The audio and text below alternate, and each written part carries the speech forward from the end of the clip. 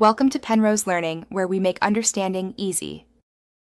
You'll start by switching the default handler so links don't open in Safari.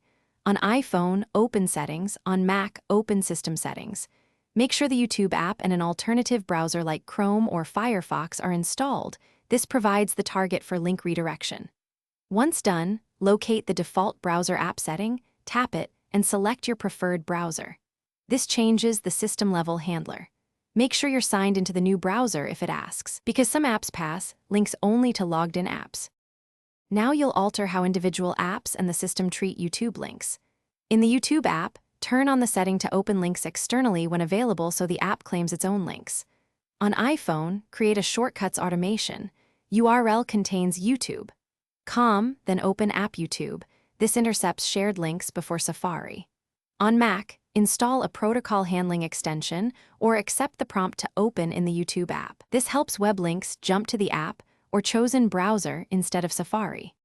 Finish by rebooting your device so the new defaults take effect, then test links from Messages, Mail, and social apps.